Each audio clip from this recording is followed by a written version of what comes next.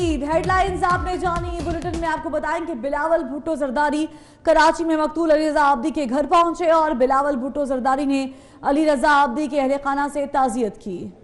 इस मौके पर बिलावल भुट्टो जरदारी ने कहा कि सिंध हुकूमत को वाज़े कहा है कि मुझे अली रजा आब्दी के कातिल चाहिए। अली रजा आब्दी का कत्ल एक साजिश है, इस तरह की साजिशों से हम निमट लेंगे।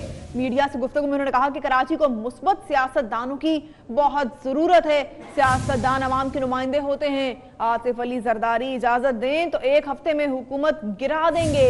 इन लोगों को रियाजी नहीं आती। मेरे पास 99 सीटें हैं। आज हम आए ताज़ियत के लिए सैयद अली रज़ा आब्दी का जो ट्रैजिक इंसिडेंट हुआ था। मैं समझता हूँ कि अली रज़ा आब्दी साहब कराची के लिए, पाकिस्तान के लिए बहुत सा पॉजिटिव इन्फ्लुएंस था और पॉजिटिवली सियासत के लिए कंट्रीब्यूट करता था। नौजवान था सियासत में और अपना किरदार जो था वो एक शानदार किरदार था। वो सूलों पे खड़ा होता था। अगर सूलों पे हमें डिफेंड करना पड़ता था तो हमें भी डिफेंड करते थे, किसी और को डिफेंड करना पड़ता था किसी और को भी डिफेंड करता था।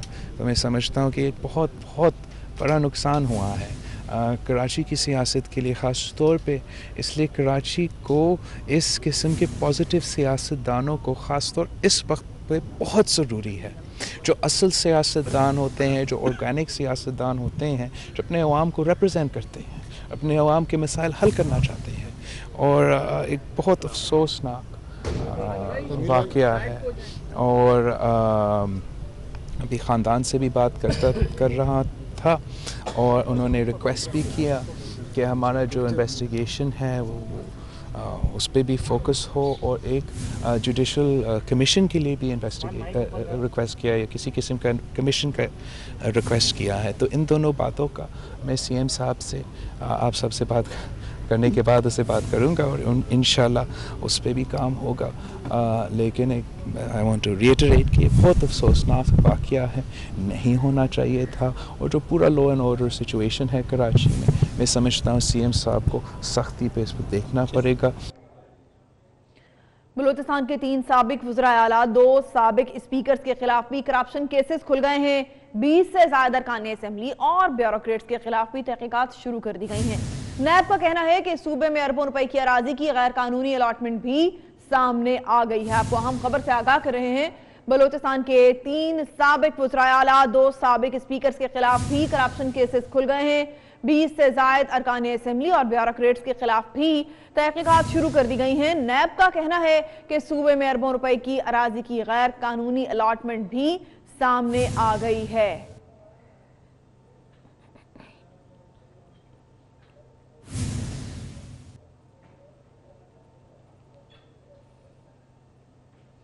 सुप्रीम कोर्ट में जाली बैंक अकाउंट्स केस की समाअत हुई। चीफ जस्टिस ने रिमार्क्स दिए हैं कि JIT ने खत लिखकर इख्तियारात से तजावुज किया। वज़ीर आला का नाम ECL में डालकर उनकी सियासी करियर को दांव पर लगाया गया है।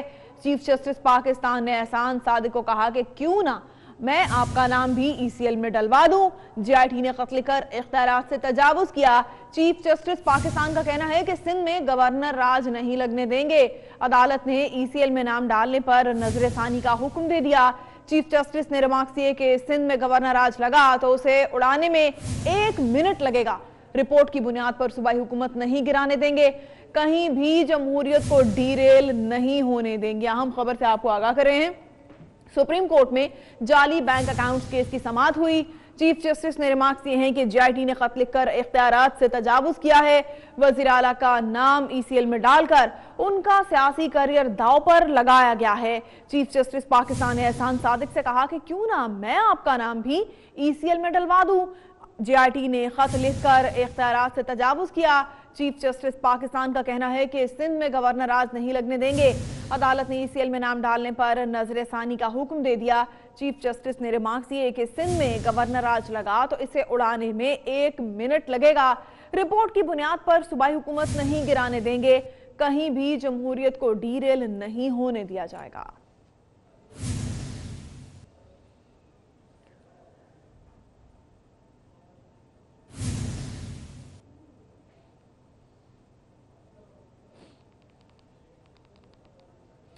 पीपल्स पार्टी के रहनुमा लतीफ खोसा का कहना है कि वजीर आजम के खिलाफ अदम एतमाद की तहरीक का फैसला आम मुत्तहिदा अपोजिशन करेगी। पार्लियामेंट के अगले सेशन से पहले लाहे अमल तैयार कर लेंगे। उन्होंने कहा कि चेयरमैन सेनेट के खिलाफ अदम एतमाद की तहरीक नहीं किया। वो इस्लामाबाद में मीडिया से बात कर रहे थे। देखें, ये तो अभी इन्होंने जो हुकूमत ने इंदिया दिया है कि ये 2 साल मजीद बढ़ाना चाहते हैं मिलिट्री फोर्स को, तो ऐसी डिस्कशन नहीं हुई है। अलबत्ता ये एक एहसास ज़रूर है कि चेयरमैन सेनेट जिनको हमारे ही वोटों से या बने थे चेयरमैन सेनेट, उनके रवैयों में कुछ जो है इस तरह के मामला देखे गए हैं। वफाकी वज़ीर इत्तलात फवाद चौधरी का दौरा कराची मुलतवी करने पर सूबाई मुशीर इत्तलात सिंध मुर्तजा वहाब ने तबसरा करते हुए कहा कि फवाद चौधरी को शायद सिंध के जमीनी हकायक का अंदाजा हो चुका है। 100 बिस्मिल्लाह वो सिंध के दौरे पर आए मगर अच्छी नीयत के साथ। मुर्तजा वहाब ने मजीद क्या कहा, आपको सुनवाते हैं। अभी मीडिया के दोस्तों के थ्रू पता चला कि उनका ये दौरा कैंसिल हुआ है। शायद उनको अंदाज़ा हो गया था, उनकी इत्तलात में सही इन्फॉर्मेशन आ गई थी कि ज़मीनी हक़ाइक़ सूबा सिंध में क्या हैं और हमारे MPS की क्या पोजीशन है। मैं गुजारिश ये करना चाहूँगा वो 100 बिस्मिल्लाह सूबा सिंध आएँ, हमारा सूबा उनके लिए खुला हुआ है, आएँ लेकिन अच्छी नीयत के साथ आएँ, अच्छे जज्बे के साथ आएँ कि किसी तरीके से सिंध हुकूमत का हाथ बटा सके सिंध के आवाम के मसाइल को कम करने में। जो हमें गैस की लोड शेडिंग का सामना है, जो पानी की कमी का सामना है, जो बिजली की लोड शेडिंग का सामना है, जो हमारे वफाकी फ़ंड्स ट्रांसफ़र होने हैं जो अभी तक वफाक ने ट्रांसफ़र नहीं किए, उस सिलसिले में हमारे पास हैं, हमारे साथ बैठे, हम उनको खुशामदीद कहेंगे और उनके अच्छे काम में उनकी मदद भी करेंगे। लेकिन साजिशों के लिए प्लीज़ मेरी गुजारिश है कि वो ना करें। और आपको बताएं कि अभी तो साबिक वजीर आजम मियां नवाज शरीफ अकेले हैं मगर मरियम नवाज की मुलाकात हो चुकी है। कोट लखपत जेल में मुलाकात 1.5 घंटे जारी रही। मुलाकात में सियासी अमूर और दीगर अहम मामलात पर गुफ्तगू की गई, जबकि मरियम नवाज वालिद के लिए घर का खाना, कपड़े और ड्राई फ्रूट्स भी लाई हैं। आपको बता दें चले साबिक वजीर आजम मियां नवाज शरीफ से मरियम नवाज की मुलाकात हुई। कोट लखपत जेल में मुलाकात 1.5 घंटे जारी रही। मुलाकात में सियासी अमूर और दीगर अहम मामलात पर गुफ्तगू की गई।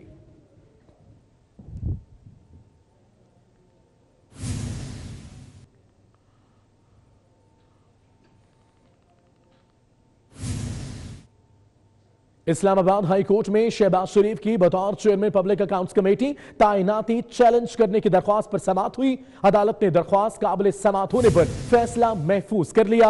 जस्टिस मोहसिन अख्तर कियानी ने रिमार्क्स दिए कि अगर कानून साजी के लिए पार्लियामेंट प्रोडक्शन ऑर्डर जारी करती है तो कर सकती है। वकील दरख्वास्त गुजार का कहना है कि हमारी पार्लियामेंट तमाम अच्छी रवायात को खत्म करती रही है, जिस पर जस्टिस अतर मिनुल्लाह ने रिमार्क्स दिए कि प्लीज पार्लियामेंट के बारे में ऐसी जुबान इस्तेमाल ना की जाए। उन्होंने कहा कि पार्लियामेंट के बारे में ऐसी जुबान इस्तेमाल ना करें। इस्लामाबाद हाई कोर्ट में शहबाज शरीफ की बतौर चेयरमैन पब्लिक अकाउंट्स कमेटी ताइनाती चैलेंज करने की दरख्वास्त पर समाअत हुई।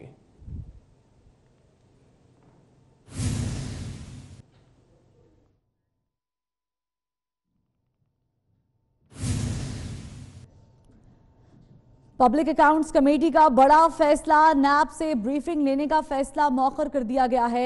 नैब हुकाम को मंगल के रोज दोपहर 2 बजे बुलाया गया था। PAC के भेजे गए ज़ेर-ए-इल्तिवा केसेस के हवाले से नैब ने अपनी ब्रीफिंग देना थी, तो ये फैसला मौखर कर दिया गया है। पब्लिक अकाउंट्स कमेटी का बड़ा फैसला, नैब से ब्रीफिंग लेने का, और ये फैसला मौखर कर दिया गया है। याद रहे कि नैब हुकाम को मंगल के रोज़ दोपहर 2 बजे बुलाया गया था और ब्रीफिंग लेना थी PAC के भेजे गए ज़ेर-ए-इल्तिवा केसेस के हवाले से, लेकिन अब ये फैसला मौखर कर दिया गया है। हुसैन वसान ने नए साल 2019 के हवाले से भयानक ख्वाब देख लिया। कहते हैं नए साल में जमहूरियत खतरे में देख रहा हूं। उन्होंने कहा कि हुकूमत की इंतकामी कार्रवाइयां जारी रहेंगी, ताहम आइंदा साल खुद हुक्मरान भी शिकंजे में आ जाएंगे। 24 न्यूज से वो खुसूसी गुफ्तगू कर रहे थे।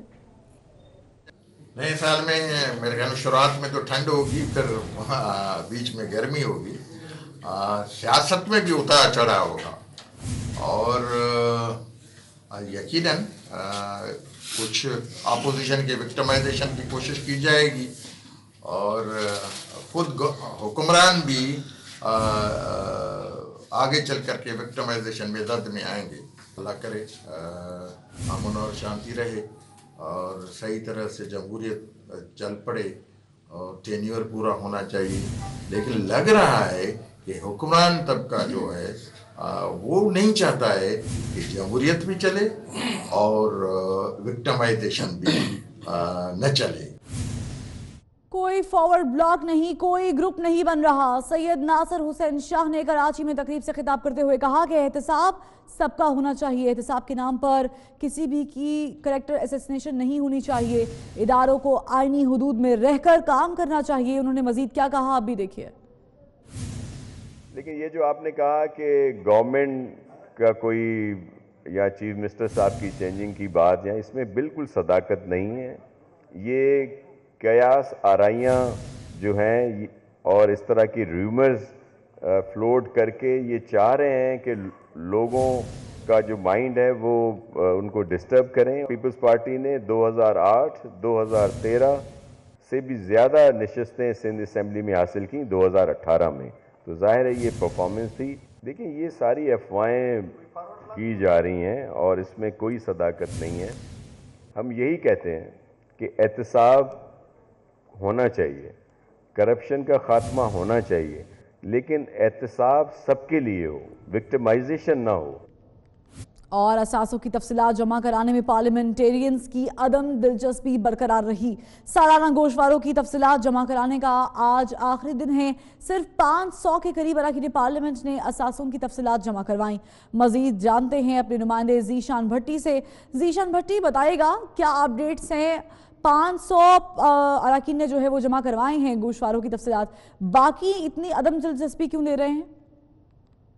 कुल सेनेटर्स, कौमी असम्बली और सूबाई असम्बलियों के मेंबरान के पास अपने गोशवारों की तफसीलात जमा करवाने का आज आखिरी दिन है और ज़राए इलेक्शन कमीशन के मुताबिक 1178 अरकान कौमी सूबाई असम्बली और सेनेटर्स में से ताहाल 500 से ज़्यादा अरकान ने अपने गोशवारों की तफसीलात जमा करवाई हैं और 600 से ज़्यादा ऐसे अरकान हैं जिनकी जानिब से अदम दिलचस्पी सामने आई है। और ज़राए इलेक्शन कमीशन का ये कहना है कि 15 जनवरी को जिन अरकान ने तफसीलात जमा नहीं आज करवाई उनकी रुकनीत मुअत्तल कर दी जाएगी और जिन अरकान की मुअत्तल रुकनीत हो जाएगी वो सेनेट इजलास या कौमी असेंबली और सूबाई असेंबली के इजलास में शिरकत नहीं कर ठीक है जीशान, बहुत शुक्रिया आपका। और नाजरीन, कराची में नया साल मनाने वाले हो जाएं होशियार, हवाई फायरिंग करने वालों के खिलाफ सख्त एक्शन होगा। एडिशनल आईजी डॉक्टर अमीर शेख ने हवाई फायरिंग करने वालों को खबरदार कर दिया। कहते हैं जिम्मेदार शहरी बने और हवाई फायरिंग न करें, शहरी डांस करें, खुशियां मनाएं, हम मना नहीं करेंगे। अगर आपने किसी की खुशी खराब की तो हम आपकी खुशियां खराब कर देंगे। आप खुशी मनाएं, लेकिन प्लीज दूसरे लोगों का भी ख्याल करें। हम आपको गिरफ्तार करेंगे, अब प्लीज अपनी खुशी भी खराब ना करें और आपकी खुशी में जो दूसरों का आप नुकसान कर देते हैं उसका भी एक जिम्मेदारी का मुजाहरा करें। हवाई फायरिंग से परहेज करें। खुशी की फायरिंग से किसी के लिए गम की एक सोगवार का माहौल बन जाता है। किसी बच्ची को गोली लग जाती है, किसी बड़े को गोली लग जाती है। हमारी इंशाल्लाह ताला हम भरपूर कोशिश करेंगे, रेंजर्स और मिल के हम आपकी खुशी खराब करेंगे अगर आप किसी और की खुशी का खराब करने की प्लानिंग। पाकिस्तान रेंजर्स सिंध ने कराची ऑपरेशन की 5 साला कारकर्दगी रिपोर्ट जारी कर दी है। रिपोर्ट के मुताबिक 5 सालों में 15,838 ऑपरेशन किए गए, जिसके दौरान 2210 दहशतगर्द, 1881 टारगेट किलर्स, 852 भत्ताखोर गिरफ्तार किए गए। तफसीलात इस रिपोर्ट में देखिए।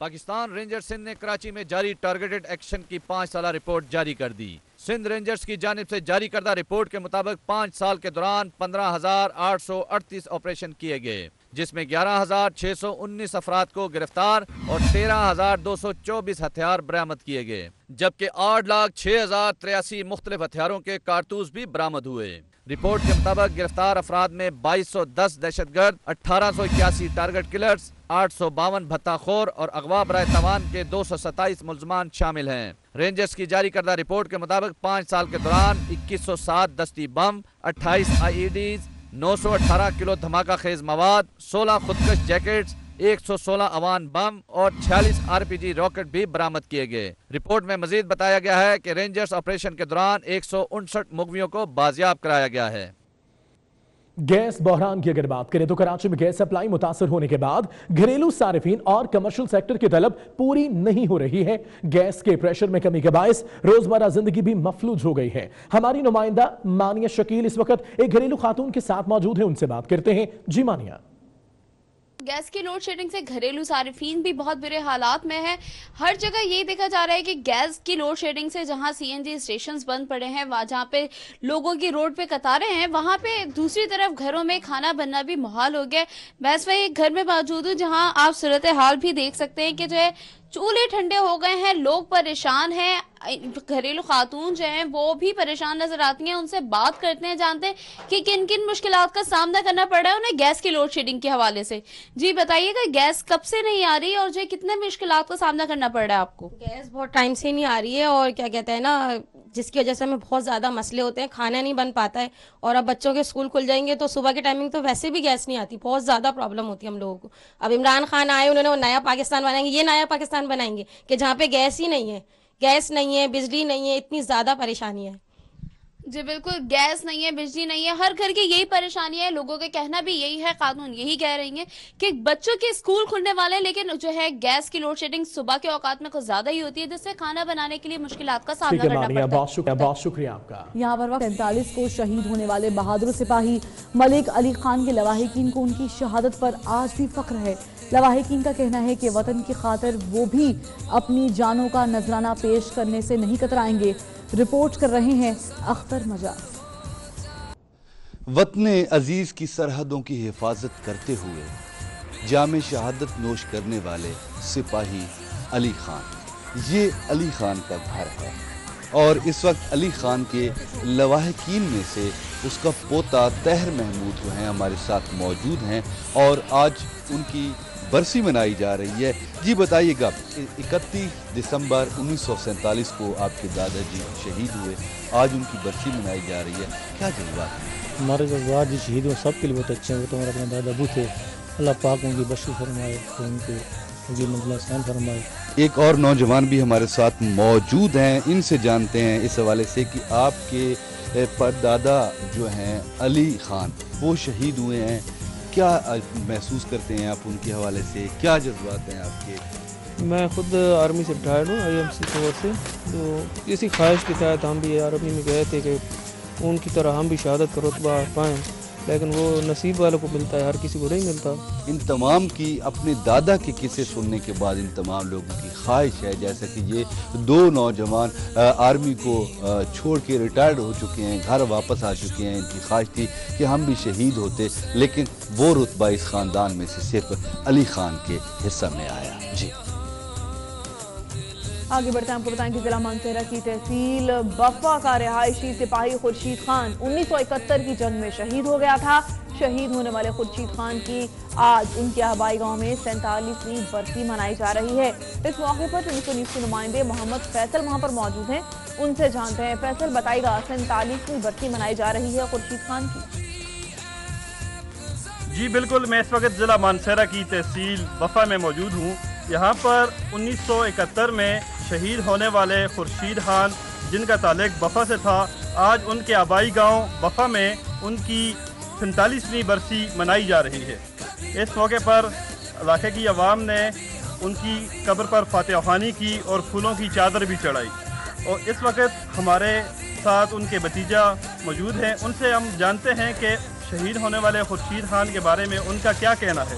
जी भाई बताइएगा। अस्सलाम वालेकुम, मेरे चाचा थे जी खुर्शीद साहब, जो 1971 में शहीद हुए और हमें इस बात पे फ़ख्र है कि उन्होंने हमारे मुल्क और हमारे आबाई गांव का नाम रोशन किया। जी बिल्कुल, इनका कहना था कि जी खुर्शीद खान ने ना कि बफा का नाम रोशन किया बल्कि पूरे पाकिस्तान का नाम रोशन किया और उन पर हमें बहुत फ़ख्र है। जी शुक्रिया फैसल अमान आगाह कर रहे थे। शहीद की जो मौत है वो कौम की हयात है। पाक फौज के नायक मोहम्मद अकरम शहीद की 33वीं बरसी है। नायक मोहम्मद अकरम 1984 में कश्मीर के बॉर्डर पर शहीद हुए थे। 24 न्यूज़ के नुमाइंदे समीउल्लाह खान उनके अहले खाना के हमरा मौजूद हैं। समीउल्लाह से बात करते हैं। समीउल्लाह बताएगा, क्या कहना है नायक मोहम्मद अकरम के अहले खाना का? जी बिल्कुल, इस वक्त हम मौजूद हैं उकाड़ा में मोहम्मद अकरम शहीद के आबाई घर में और यहाँ पे हम उनकी एहलिया के साथ मौजूद हैं। मोहम्मद अकरम शहीद जो है वो आज के दिन उन्होंने बहुत ही बहादुरी के साथ लड़ते हुए जामे शहादत नोश किया है कश्मीर बॉर्डर पे, और बहुत ही निडर, बहुत ही दलेर आदमी थे मोहम्मद अकरम शहीद। और आज उनकी फैमिली हमारे पास है, हम उनके पास मौजूद हैं और यहाँ पे उनकी मिसेज हमारे पास मौजूद है। उनके मुतालिक हम उन्हीं की ज़बानी जानते हैं कि वो इस हवाले से क्या कहती हैं। जी माँ जी बताइएगा। मैं बस आज भी उनके हक में बैठी हूँ, बस गम में हूँ, आज भी उनके गम में हूँ। मेरे 5 बच्चे हैं, बहुत बहादुर थे वो, शहीद की उनको बहुत शौक़ था। मैं शहीद हूँ, शहीद होके घर आए, वो कह रहे थे कि मैं शहीद होऊंगा, जंग में शहीद होऊंगा, शहीद होके वो आए। मेरे छोटे छोटे बच्चे थे, बहुत मुश्किल गुजारा मैंने किया। मैंने आपका बेटा भी फ़ौज में दिया, फिर उसके बाद में वो भी फ़ौज में है। बस अल्लाह का शुक्र है, फिर भी जो वक्त गुजारती हूँ अच्छा है, आपकी मेहरबानी जो मुझे याद करते हैं। जी बिल्कुल, 24 न्यूज़ का माँ जी शुक्रिया भी अदा कर रही हैं, और इसमें कोई शक नहीं कि शहीद की जो मौत है वो कौम की हयात है।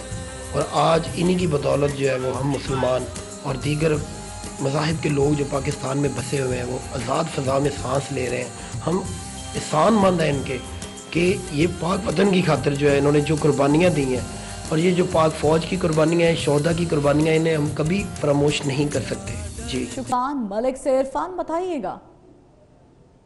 हुकूमत की तब्दीली का तहरीक इंसाफ का ख्वाब तकमील से पहले ही बिखरने लगा है। GDA ने इस सिलसिले में तहरीक इंसाफ पर वाज़े कर दिया है कि अगर तहरीक अदम एतमाद लाई जाती है तो वजारत आला उन्हें दी जाए, और इस सिलसिले में अली गौहर खान महर वजारत आला के मजबूत उम्मीदवार हैं GDA की तरफ से। जबकि दूसरी तरफ MQM ने भी अपना हिस्सा बढ़ाने के ख्वाब देखना शुरू कर दिए हैं। MQM एक तरफ वफाकी वजारतों में अपना हिस्सा बढ़ाना चाहती है, तो दूसरी तरफ तहरीक अदम एतमाद की सूरत में सिंध की सूबाई वज़ीर दाखिला का हसूल भी चाहती है। तहरीक इंसाफ इन मुतालबात से खासी परेशान है, और जो हमारे ज़राए हैं उनका ये कहना है कि मुराद अली शाह के इस्तीफ़े का मुतालबा इसी सिलसिले की कड़ी है कि उनका इस्तीफ़े का मुतालबा करके पीपल्स पार्टी में फूट डाली जाए और इसके बाद फारवर्ड ब्लॉक बनाने की राह हमवार की जाए। लेकिन इस सिलसिले में शदीद मुश्किलात दरपेश हैं तहरीक इंसाफ को, और उन्हें अब तक कोई कामयाबी नहीं मिल सकी है।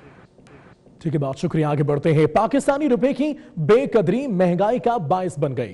होंडा कार कंपनी पाकिस्तान ने अपनी गाड़ियों की कीमतें बढ़ा दी। 1800 सीसी गाड़ी की कीमत में 2,25,000 रुपए और 1300 सीसी गाड़ी की कीमत में 1,25,000 रुपए का इजाफा कर दिया गया। छोटी गाड़ियों की कीमत में भी 1 लाख रुपए का इजाफा कर दिया गया है। तो इस तरह पाकिस्तानी रुपए की बेकदरी महंगाई का बायस बन गई। होंडा कार कंपनी पाकिस्तान ने अपनी गाड़ियों की कीमतें बढ़ा दी। 1800 सीसी गाड़ी की कीमत में 2,25,000 और 1300 सीसी गाड़ी की कीमत में 1,25,000 का इजाफा कर दिया। छोटी गाड़ियों की कीमत में भी 1 लाख रुपए का इजाफा कर दिया गया है।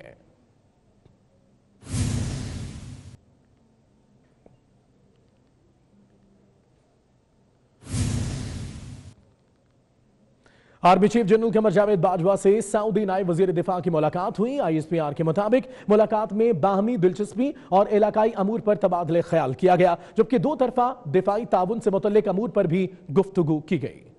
Army chief general Qamar Javed Bajwa से सऊदी नायब वजीर दिफा की मुलाकात। ISPR के मुताबिक मुलाकात में बाहमी दिलचस्पी और इलाकाई अमूर पर तबादले ख्याल किया गया, जबकि दो तरफा दिफाई ताउन से मुतल्लिक अमूर पर भी गुफ्तगू की गई।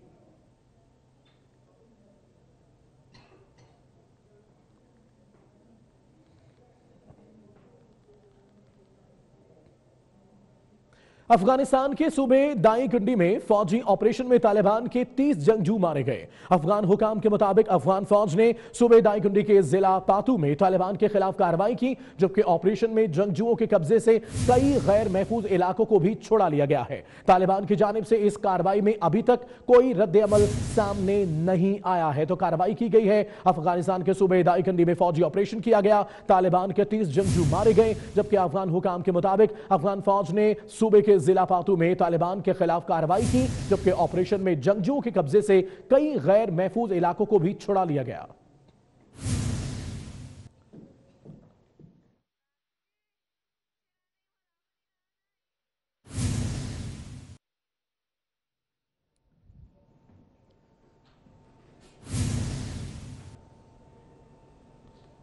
फिलिपाइन के मशरकी इलाकों में शदीद बारिशों, सैलाब और मट्टी के तोदे गिरने के वाक़यात के नतीजे में अमवात की तादाद 60 हो गई है। लैंड स्लाइडिंग की वजह से 30,000 से ज्यादा अफराद बेघर भी हुए हैं। शदीद बारिशों और सैलाबों की वजह से मुल्क के 6 सूबे मुतासर हुए हैं।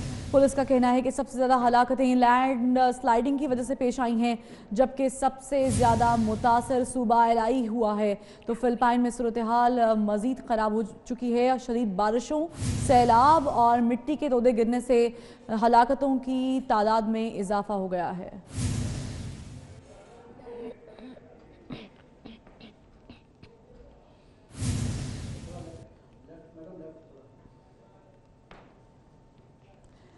तो आपको बताएं कि कौमी क्रिकेट टीम के कप्तान सरफराज अहमद कहते हैं कि 2018 मजमूई तौर पर पाकिस्तान क्रिकेट के लिए अच्छा साल रहा है। कराची के लड़के